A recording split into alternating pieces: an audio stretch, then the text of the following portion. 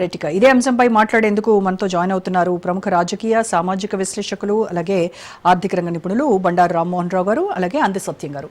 నమస్కారం అండి సత్యం గారు, రామ్మోహన్ రావు గారు. రైట్, సత్యం గారు, ఈ రోజు అంటే జిఎస్టి వ్యవస్థలో చేసినటువంటి ఈ స్లాబుల కుదింపు, స్లాబులు 4గా ఉన్నటువంటి స్లాబులు 2 స్లాబులకు తగ్గించడం అనేది సామాన్యుడికి ఏ రకమైనటువంటి లాభాలను కలిగజేయనుందంటారు? అలాగే కేంద్రము దీన్నేమో ఆర్థిక సంస్కరణ అని చెప్తోంది, ఇది జిఎస్టి 2.0గా అని చెప్తోంది. సో సామాన్యుడికి ఎలాంటి ప్రయోజనాలు కలగనున్నాయంటారు? దీనికి ముందు ఒక 1 మినిట్ అసలు ఎందుకు ఈ జిఎస్టి తగ్గించాలనే ఆలోచన వచ్చిందనే దానికి కారణం ఉంది. పోయిన సంవత్సరం మొన్న మార్చి 25 నాటికి growth rate, GDP growth rate 7% ఉంటుందని అనేక సంస్థలు ఎస్టిమేషన్ వేసి ఉన్నాయి. మనం కూడా అట్నే అనుకున్నాం. కానీ చివరికి 6.2, 6.3 ఉంది అని తేలటంతో ఫైనాన్స్ మినిస్టరు, దేశంలో ఉన్న ఎకనామిస్టులు, ఇండస్ట్రియలిస్టులు అందరూ కూడా కంగు తిన్నారు. 7% ఉంటుంది అనుకుంటే ఇట్లా ఎందుకు పడిపోయింది అది. వెంటనే నిర్మలా సీతారామన్ మేల్కొని ఇన్కమ్ ట్యాక్స్ ఎగ్జామ్షన్ పెంచింది. 12 లక్షల వరకు అసలు ట్యాక్సే లేదనేటువంటి చేసింది. చేయడం వల్ల దేశంలో డిమాండ్, చేసినటువంటి ఉత్పత్తులకు డిమాండ్ పెంచి జీడిపి పెంచాలనేటువంటి నిర్ణయం తీసుకొని ఎగ్జామ్షన్ ఇచ్చింది. అక్కడ ఆ విధంగా చేయటం వల్ల కొంత ఫలితం ఇస్తుందని రిపోర్ట్స్ వస్తున్నాయి. తర్వాత ఇప్పుడు 2వ స్థాయిలో అట్లాగే డిమాండ్ పెంచాలంటే, డొమెస్టిక్ డిమాండ్ పెంచాలి, డొమెస్టిక్ కన్జంప్షన్ పెంచాలంటే జిఎస్టిని తగ్గించి వస్తువుల ధరలు తగ్గితే మార్కెట్లో డిమాండ్ పెరిగితే అటు ఇండస్ట్రియల్ ప్రాస్పరస్ ఉంటుంది, ప్రొడక్షన్ సెక్టర్ ప్రాస్పరస్ ఉంటుంది, జీడిపి పెరుగుతుంది. కాబట్టి ప్రజల కొనుగోలు పెంచాలంటే అక్కడ ఇన్కమ్ ట్యాక్స్ ఎగ్జామ్షన్, ఇక్కడ వస్తువుల ధరలు తగ్గించడం, ఈ 2 పనులు చేస్తే ఇవాళ డిమాండ్ పెరిగి మన ఆర్థిక వ్యవస్థ మన కాలం మీద నిలబడుతుంది అనేటువంటి ఆబ్జెక్టివ్స్ తోటి ఈ పని చేసింది. ఇది 7 ఏళ్ల కిందనే చైనా చేసింది. అమెరికా ఎప్పుడు అడ్డం తగులుతో తెలియదు ఎక్స్పోర్ట్స్కు. కాబట్టి వాళ్ళ వ్యూహాన్ని మార్చుకోరు, డొమెస్టిక్ ప్రొడక్షన్కి ఎక్కువ ఇంపార్టెన్స్ ఇచ్చుకుంటూ వచ్చారు 7 ఏళ్ల నుంచి. మనం కూడా అలాగే మేక్ ఇన్ ఇండియా ఇటువంటివి చేసుకుంటూ వచ్చాం. ఇప్పుడు మరింత ఇంకొంచెం కన్క్లూజన్గా మనం ఇవాళ ఈ జిఎస్టిని తగ్గించాం.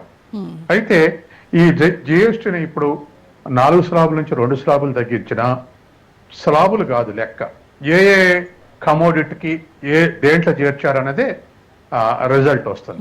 కాబట్టి మెజారిటీ ఇవాళ 2 స్లాబులు లేవు కాబట్టి మెజారిటీ గూడ్స్ 18% ఉంటుంది, కొన్ని 5% ఉన్నాయి. ఇవాళ అసలు స్లాబులు మార్చక ముందే వచ్చే జిఎస్టీలో 67% 18% మీద వచ్చింది. మిగతా 4 స్లాబులున్నా మిగతా 3 స్లాబుల మీద మొత్తం కలిపి జిఎస్టీ 33% వస్తే ఒక 18% మీదనే 67% ఇచ్చింది పోయిన 4 స్లాబుల్లో. ఇప్పుడు దాన్ని గదిలియలేదు. కాబట్టి ఇవాళ ఉన్నటువంటి పరిస్థితుల్లో చాలా పెద్ద పేరు వస్తుంది గవర్నమెంట్కు, సెంట్రల్ గవర్నమెంట్కు, ఏది జిఎస్టీ తగ్గించిందని.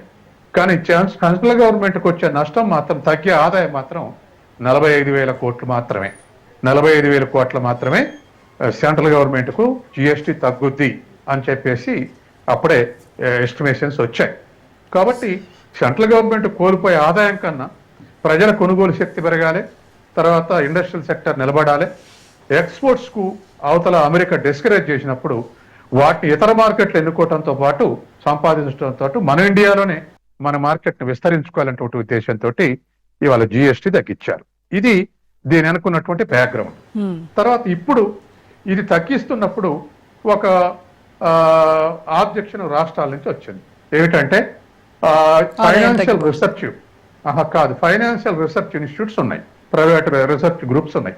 అవన్నీ ఏమన్నాయి, ఏం ఎస్టిమేషన్ ఏంటి అంటే మొన్న వారం అంతా ఇలా జిఎస్టీ 2% తగ్గించి ఈ విధంగా అమలు చేస్తే రాష్ట్రాలకు వచ్చే ఆదాయం 85,000 కోట్ల నుంచి 2 లక్షల కోట్ల మధ్య తగ్గిపోద్దని ఎస్టిమేషన్ వేసినాయి. దాని ఆధారంగానే మన బట్టి మొన్న జిఎస్టీ కౌన్సిల్లో దేశవ్యాప్తంగా దరిదాపు 85,000 నుంచి 2 లక్షల కోట్ల మధ్య రాష్ట్రాలు నష్టపోతున్నాయి. మా తెలంగాణ కూడా 7,000 కోట్లు నష్టపోతుంది. కాబట్టి దీనికి కాంపెన్సేషన్ ఇవ్వాలి. గత 5 ఏళ్లకు ఎట్టిచ్చారో రాష్ట్రాలు కోల్పోయిన ఆదాయం అట్లా ఇవ్వాలని చెప్పేసి చర్చకు పెట్టాడు. అయితే సడన్ గా నిన్న ఎస్బీఐ రీసెర్చ్ టీము రీసెర్చ్ చేసి కాదు ఏ రాష్ట్రాలకు తగ్గదు, రాష్ట్రాల ఆదాయం పెరగబోతుంది.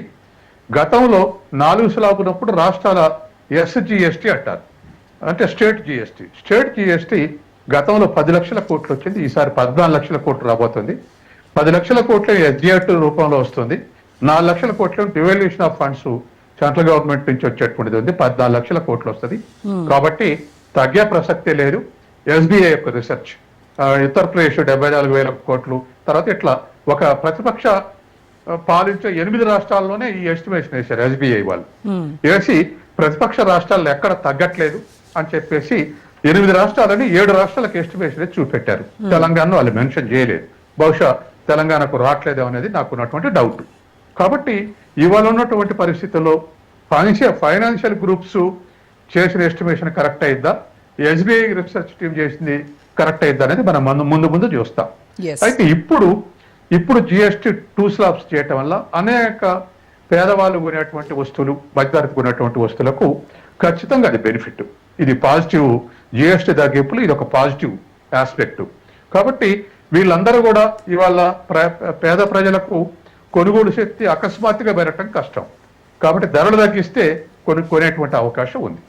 అట్లాగే మధ్యతరగతి ప్రజలకు కూడా అకస్మాత్తుగా ఆదాయాలు పెరగవు, కానీ ధర తగ్గిస్తే ఎక్కువ కొనేటువంటి అవకాశం ఉంది.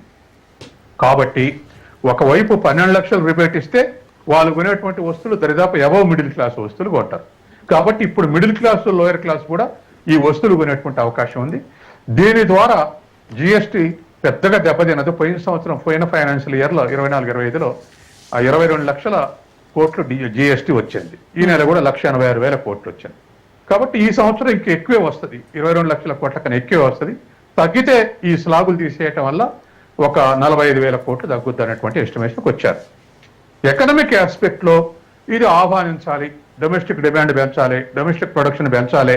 ఇతర దేశాల ఎక్స్పోర్ట్ ను డిస్కరేజ్ చేసినప్పుడు మనం కుదేలు కాకుండా ఇది ఒక సస్టైనబిలిటీ, ఇది ఒక షాక్ అబ్జర్వర్ పనిచేస్తుంది.